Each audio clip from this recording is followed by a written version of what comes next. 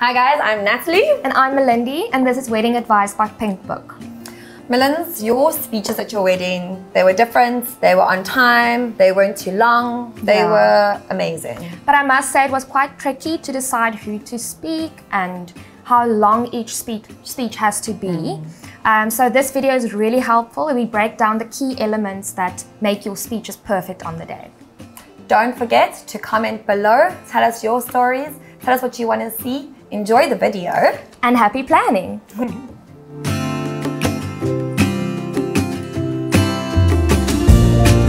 So when it comes to wedding speeches, speeches and weddings, I'm an absolute animal when it comes to speeches. Make sure you allocate who you want to speak.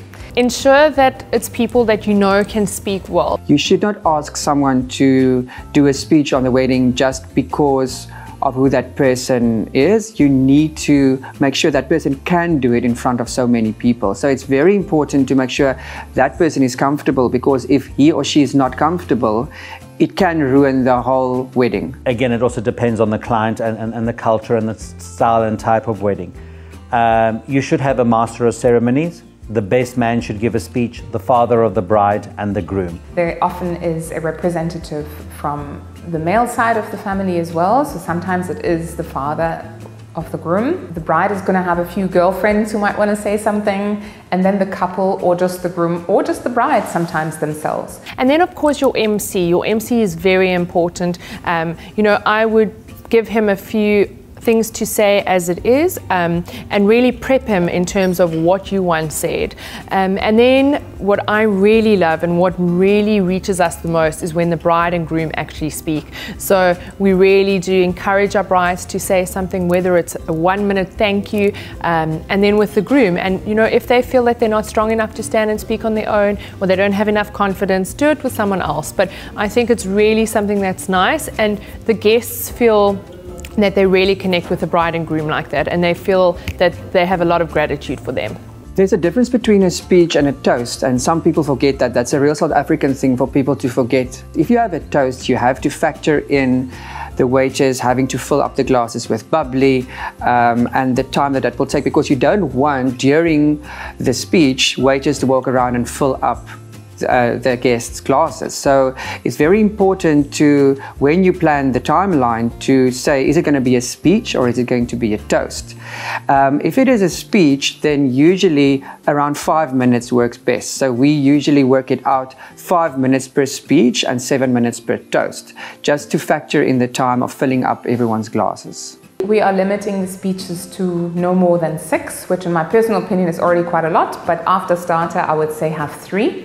Starting with the father of the bride plus 2 others, then serve the main course. After the main course, you can have another 3.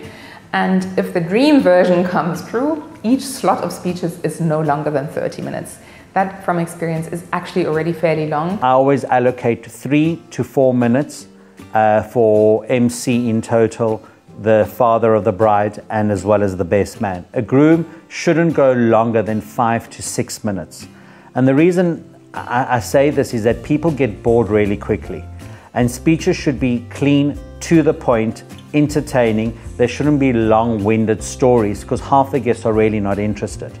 It usually works best to actually have all your speeches at once, because, and the best time to have that is when everyone move into the venue, because they had a formal ceremony, then they had about 2 hours of being relaxed, and there's kind of no control. You're just relaxing, and then you feel what's going to happen next. So you have everyone's attention when everyone walks into the venue, and when the couple walks into the venue, everyone is captive. They look at the couple walking in, it's exciting, and then it's such a highlight.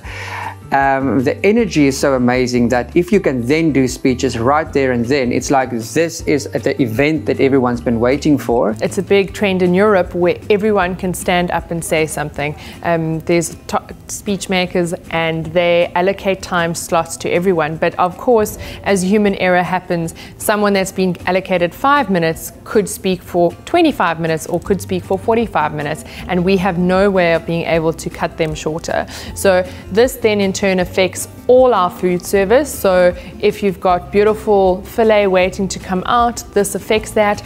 But with the help of a wedding planner and your venue managers, this is obviously something that we work very closely hand in hand with. So I ask for a copy of the speeches beforehand for two reasons: to make sure there isn't a repetition, to make sure that the one flows from the one into the other, and also that I have a copy on me now, because generally I cut between speeches to serve a meal, or I'm serving a meal straight after, so I can actually follow while the speech is being done, so I can notify kitchen and staff, right, in a minute, or we've got a paragraph to go, let's get food ready, or the next thing to go through. If you could, just have someone on standby of your relatives who sort of hones in, just in case a speaker gets carried away a little bit, and I've seen it, gives a speech of up to an hour because they just love the sound of their own voice. I know in the past when I've told them, you've got 3 minutes, and then we're serving main course, and a speaker has decided to speak for 10 minutes, I've often just sent the food out on the allocated time in the middle of the speech. And I make my clients really aware of that. I tell them that even if it's the groom speech, that this is your time allocation. If you decide to add extra in, or to talk nonsense, or you've had 1 or 2 drinks and you're not 100% focused, I'm not going to play Oscar music to cut you off, I'm going to send the food out.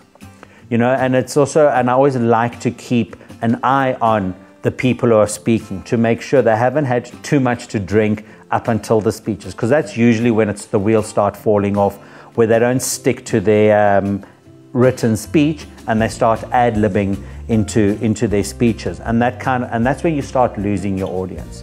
So make sure you try and stick to a timing that naturally has a bit of flexibility but doesn't go completely off the rails.